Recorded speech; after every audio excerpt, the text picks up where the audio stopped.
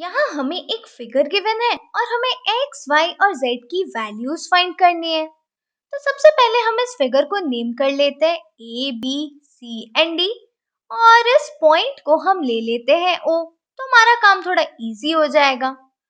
अब लिखा है कि a, b, c, d एक पैरेललोग्राम है और हमें पता है कि पैरेललोग्राम में ऑपोजिट एंगल्स इक्वल होते हैं। तो यहाँ एंगल ए और एंगल सी इक्वल होगा और एंगल बी और एंगल डी दोनों इक्वल होंगे। अब एंगल बी हमें 80 गिवन है, तो यहाँ से हमें एंगल डी भी 80 मिल गया और एंगल डी वाई था, तो वाई की वैल्यू हमें मिल गई 80।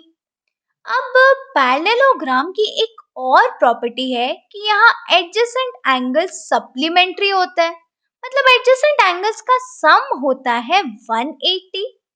अब अगर हम नोटिस करें तो A और D दोनों एडजेसेंट एंगल्स हैं, तो यहाँ angle A plus angle D हो जाएगा 180 और एंगल D अभी हमने 80 फाइंड किया था, तो यहाँ से हमें एंगल A मिल जाएगा 180 minus 80 which is equal to 100।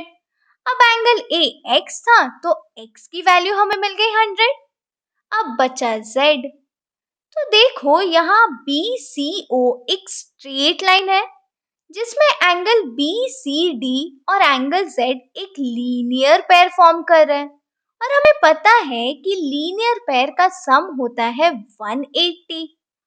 तो अगर हम यहाँ एंगल BCD फाइंड कर ले तो हमें इजीली Z मिल जाएगा। तो पहले हम एंगल BCD फाइंड करते हैं, ये वाला एंगल। अब देखो एंगल BCD एंगल A के ऑपोजिट में है और ऑपोजिट एंगल्स इक्वल होता है। अब A 100 है तो एंगल BCD भी हो गया 100 और यहाँ एंगल BCD और Z दोनों लीनियर पेयर फॉर्म करते हैं, तो इनका सम है 180। अब BCD 100 है तो यहाँ से हमें Z की वैल्यू मिल जाएगी 180 minus 100 which is equal to 80। तो यहाँ से हमें Z की भी वैल्यू मिल गई 80। तो हमें X मिल गया 100, Y मिल गया 80 और Z भी मिल गया 80। अब इसी को बस लिख के दिखा देते हैं। तो यहाँ से हमें X की वैल्यू मिल गई 100, Y की मिल गई 80 और Z की वैल्यू मिल गई 80 डिग्री।